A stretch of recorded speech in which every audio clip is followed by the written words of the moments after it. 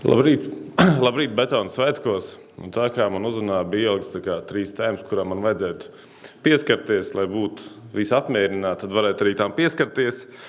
Un tad viena no tām pirmajām bija būvmateriāla nozīme, betona un būvmateriāla nozīme būvniecībā un klimata mērķu sasniegšanā. Man kā, ņemot vērā, ka es pats pabeidzu ceļu tiltu būvinženierus, tepat blakus RTU, par betonu konstrukcijām, būvmateriāliem man diezgan liels skaidrs, ka betons ir, būs un paliks, viennozīmīgi, bet arī skaidrs, ka daudz kas maināks. Nāk no tāda kopējā, betons ir daļa no kopējā stāsta.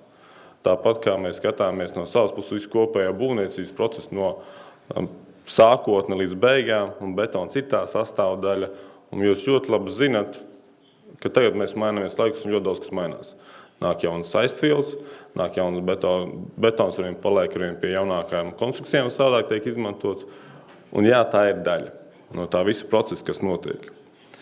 Viena no tām manām mīļākajām tēmām, kuras noteikti aicinātu varbūt pašiem arī domāt, tas saucamais zaļais kurs.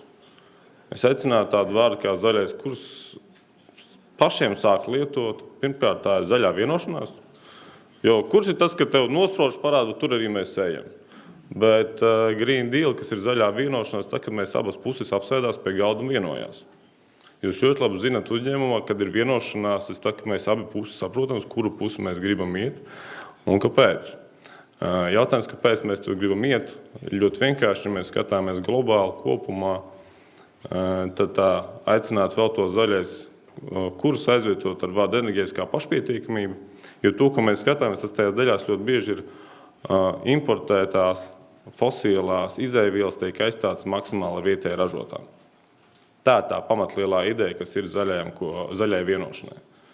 Jo kaut vai tāds masas, ar ko mēs runājam, varbūt plašākam mērogam, Latvija vien par energoresursiem citām valstīm gadā pārskaita vairāk nekā 3,5 miljardus. Un tā ir tā mūsu iespēja.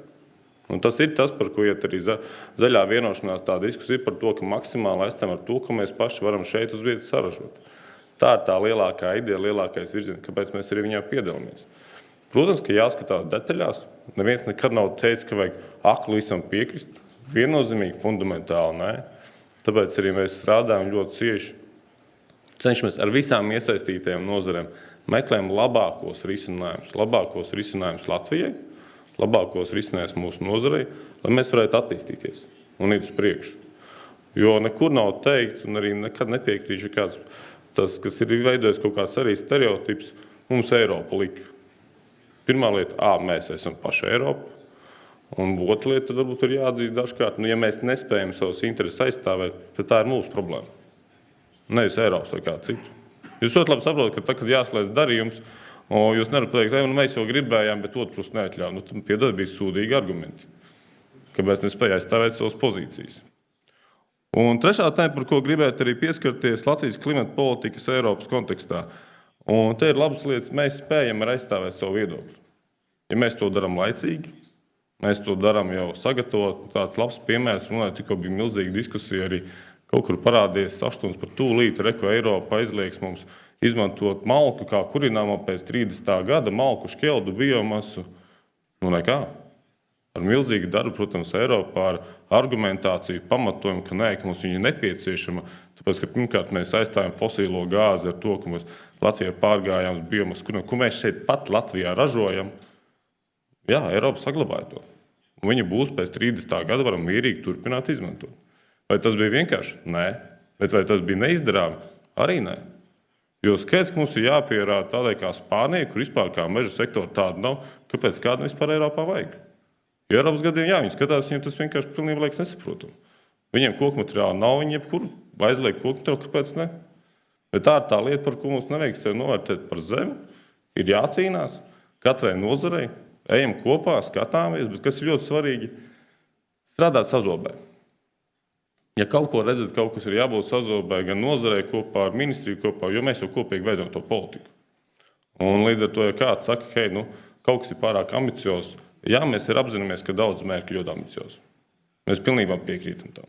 Bet jūs arī ļoti labi zinat, ka ļoti bieži jānosprauž mērķi ambiciozi, Un arī dažkārt pat iekšā mēs apzināmies, ka kaut ko varbūt mēs nesasniegsim. Bet tas nenozīmē, ka uz to pusi mums nevajag tiekties. Tiecamies, skatāmies, mēģinām sasniegt no labākās puses, ko mēs varam sasniegt. Un, ja arī kaut ko nesasniegsim, tad mums būs pamatojums, ka jā, mēs mēģinājām. Un es vienkārši pasaku, ziniet, mēs neko nedarīsim. Jo jūs ļoti labi zināt, ka visu laiku attīstības dzinējspēks visu laiku mainās. Un tas ir vēl viens attīstības dzinējposms, kur ir jāiet uz priekšu. Skatāmies atpakaļ, es domāju, tie, kas strādā plašāk ne tikai Latvijas tirgu, bet arī Skandināvijas tirgu, jūs redzat, ka tur jau tālu tas ir aizgājis daudz tālāk nekā pie mums. Vai tas atnāks pie mums? Iespējams kaut kāda daļa, bet paņemam labās lietas. Paņemam labās lietas, kas ir tiešām, mēs redzam, palīdz būt efektīvākiem, labāk strādāt, vairāk izmantot viesējos resursus, cik mēs varam, un kas varbūt būtīgi arī resursus izmantot maksimāli efektīvi, kā mēs varam. Jo jūs jau ļoti labi apzināties, ka viens no tiem dzinējspēkiem, jebkurā uzņēmējdarbībā, ir resursu efektīva izmantošana. Un ļoti bieži, ļoti daudzās nozarēs, es nevaru nosaukt, man liekas, nevienu nozari, kas kā strādāja 20 gadus atpakaļ, strādā tagad tieši tāpat. Skaidrs, ka ir ļoti bijušas lielas pārmaiņas. Visās nozarēs, visos sektoros, būvniecībā tā ir skaitā, un tās pārmaiņas arī būs. Un arī tagad tās pārmaiņas būs, mēs esam daļa no tām pārmaiņām, un kas ļoti svarīgi, mēs tās kopīgi veidojam. Nevis mums viņas veido, bet mēs viņas veidojam kopā. Līdz ar to novēlu ļoti konstruktīvas diskusijas. Es ceru par jaunām, labām idejām, kā jūs varat šo procesu padarīt vēl efektīvāku un padarīt to par savējo. Un skatāmies uz priekšu un veidojam kopīgi Latvijas nākotni. Paldies!